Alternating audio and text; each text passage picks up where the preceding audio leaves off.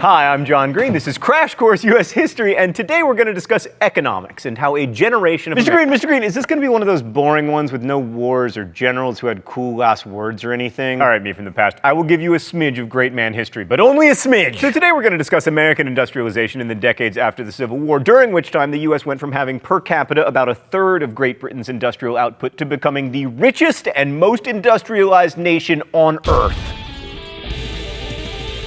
Yeah, you might want to hold off on that Libertage stand, because this happened mostly thanks to the not particularly awesome Civil War, which improved the finance system by forcing the introduction of a national currency and spurred industrialization by giving massive contracts to arms and clothing manufacturers. The Civil War also boosted the telegraph, which improved communication and gave birth to the Transcontinental Railway via the Pacific Railway Act of 1862, all of which increased efficiency and productivity. So thanks, Civil War!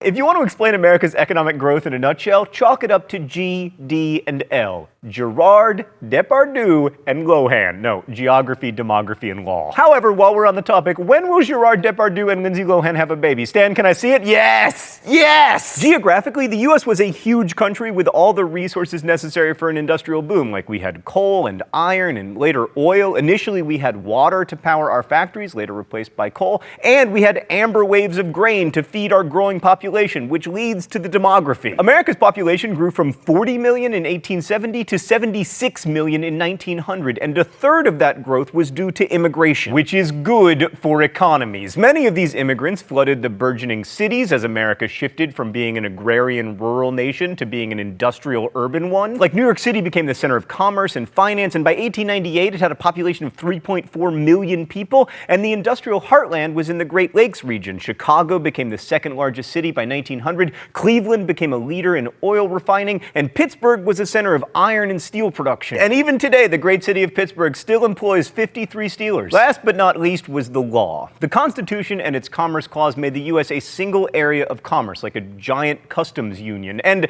as we'll see in a bit, the Supreme Court interpreted the laws in a very business-friendly way. Also, the American Constitution protects patents, which encourages invention and innovation, or at least it used to. And despite what Ayn Rand would tell you, the American government played a role in American economic growth by putting up high tariffs, especially on steel, giving massive land grants to railroads, and by putting Native Americans on reservations. Also, foreigners played an important role. They invested their capital and involved Americans in their economic scandals, like the one that led to a depression in 1893. The U.S. was at the time seen by Europeans as a developing economy, and investments in America offered much higher returns than those available in Europe. And the changes we're talking about here were massive. In 1880, for the first time, a majority of the workforce worked in non-farming jobs. By 1890, 2/3 of Americans worked for wages rather than farming or owning their own businesses. And by 1913, the United States produced 1/3 of the world's total industrial output. Now bring out the Libertage, Stan!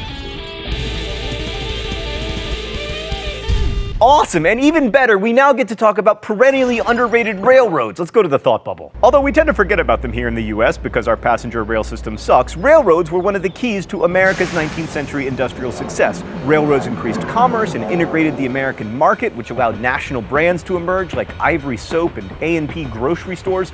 But railroads changed and improved our economy in less obvious ways too. For instance, they gave us time zones, which were created by the major railroad companies to make shipping and passenger transport more standard. Also, because he recognized the importance of telling time, a railroad agent named Richard Warren Sears turned a $50 investment in watches into an enormous mail-order empire, and railroads made it possible for him and his eventual partner Roebuck to ship watches and then jewelry and then pretty much everything, including unconstructed freaking houses throughout the country. Railroads were also the first modern corporations. These companies were large, they had many employees, they spanned the country, and that meant they needed to invent organizational methods, including the middle manager, supervisors to supervise supervisors. And for the first time, the owners of a company were not always day-to-day managers, because railroads were among the first publicly traded corporations. They needed a lot of capital to build tracks and stations, so they sold shares in the company in order to raise that money, which shares could then be bought and sold by the public. And that is how railroads created the first captains of industry. Like Cornelius, they named a university after me, Vanderbilt, and Andrew, me too, Carnegie Mellon, and Leland, I named a university after my son, Stanford. The railroad business was also emblematic emblematic of the partnership between the national government and industry. The Transcontinental Railroad, after all, wouldn't have existed without congressional legislation, federal land grants, and government-sponsored bond issues. Thanks, Thought Bubble. Apparently it's time for the mystery document.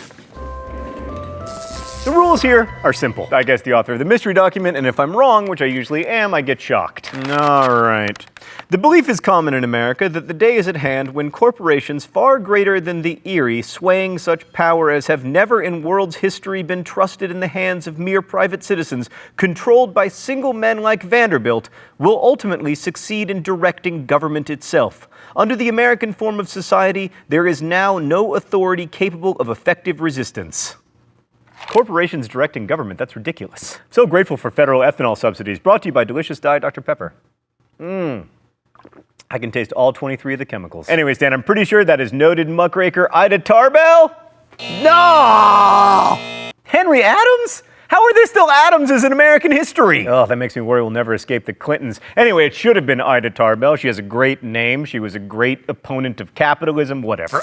Indeed, industrial capitalists are considered both the greatest heroes and the greatest villains of the era, which is why they are known both as captains of industry and as robber barons, depending on whether we are mad at them. While they often came from humble origins, took risks, and became very wealthy, their methods were frequently unscrupulous. I mean, they often drove competitors out of business and generally cared very little for their workers. The first of the great robber barons and/or captains of industry was the aforementioned Cornelius Vanderbilt, who rose from humble beginnings in Staten Island to make a fortune in transportation through ferries and shipping, and then eventually through railroads, although he once referred to trains as them things that go on land. But the poster boy of the era was John D. Rockefeller, who started out as a clerk for a Cleveland merchant and eventually became the richest man in the world. Ever. Yes, including Bill Gates. The key to Rockefeller's success was ruthlessly buying up so many rivals that by the late 1880s, Standard Oil controlled 90% of the U.S. oil industry, which lack of competition drove the price of gasoline up to like 12 cents a gallon. So if you had one of the 20 cars in the world, then you were mad. The period also saw innovation in terms of the way industries were organized. Many of the robber barons formed pools and trusts to control prices and limit the negative effects of competition. The problem with competition is that over time it reduces both prices and profit margins, which makes it difficult to become super rich. Vertical integration was another innovation. Firms bought up all aspects of the production process, from raw materials to production to transport and distribution. Like Philip Armour's meat company bought its own rail cars to ship meat, for instance. It also bought things like conveyor belts, and when he found out that animal parts could be used to make glue, he got into the glue-making business. It was Armour who once proclaimed to use everything but the squeal. Horizontal integration was when big firms bought up small ones. The best example of this was Rockefeller's Standard Oil, which eventually became so big, incidentally, that the Supreme Court forced Standard Oil to be broken up into more than a dozen smaller oil companies, which, by the way, over time have slowly reunited to become the company known as ExxonMobil, so that worked out. U.S. Steel was put together by the era's giant of finance, J.P. Morgan, who at his death left a fortune of only $68 million, not counting the art that became the backbone of the Metropolitan Museum of Art,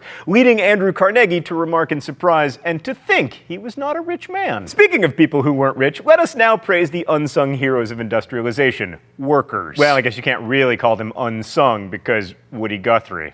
Oh, your guitar and my computer. I never made that connection before. Anyway, then as now, the benefits of economic growth were shared, shall we say, a smidge unevenly. Prices did drop due to industrial competition, which raised the standard of living for the average American worker. In fact, it was among the highest in the world. But due to a growing population, particularly of immigrant workers, there was job insecurity. And also, booms and busts meant depressions in the 1870s and 1890s, which hit the working poor the hardest. Also, laborers commonly worked 60 hours per week with no pensions or injury compensation, and the U.S. had the highest rate of industrial injuries in the world. An average of over 35,000 people per year died on the job. These conditions and the uncertainty of labor markets led to unions, which were mostly local but occasionally national. The first national union was the Knights of Labor, headed by Terence V. Powderly, which grew from 9 members in 1870 to 728,000 by 1884. The Knights of Labor admitted unskilled workers, black workers, and women, but it was irreparably damaged by the Haymarket riot in 1886.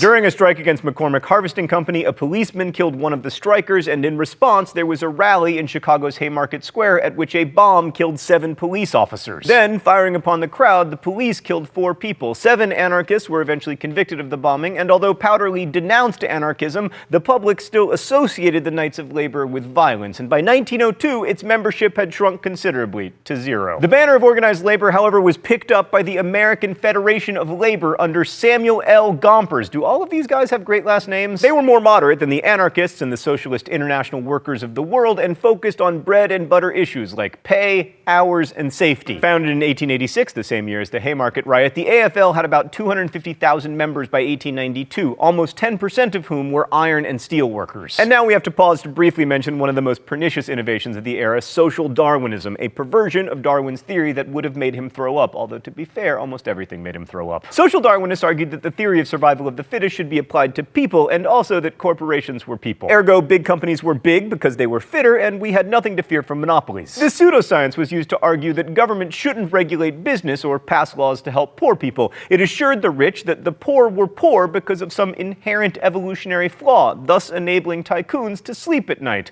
You know, on a big pile of money surrounded by beautiful women. But despite the apparent inborn unfitness of workers, unions continued to grow and fight for better conditions, sometimes violently. There was violence at the Homestead Steel Strike of 1892 and the Pullman Rail Strike of 1894, when strikers were killed and a great deal of property was destroyed. To quote the historian Michael Lind, in the late 1870s and early 1880s, the United States had 5 times as many unionized workers as Germany, at a time when the two nations had similar populations. Unions wanted the United States and its citizens to imagine freedom more broadly, arguing that without a more equal economic system, America was becoming less, not more free, even as it became more prosperous. If you're thinking that this freewheeling age of fast growth, uneven gains in prosperity, and corporate heroes/villains resembles the early 21st century, you aren't alone. And it's worth remembering that it was only 150 years ago that modern corporations began to form and that American industry became the leading driver in the global economy. That's a blink of an eye in world history terms, and the ideas and technologies of post-Civil War America gave us the ideas that still define how we, all of us, not just Americans, think about opposites like success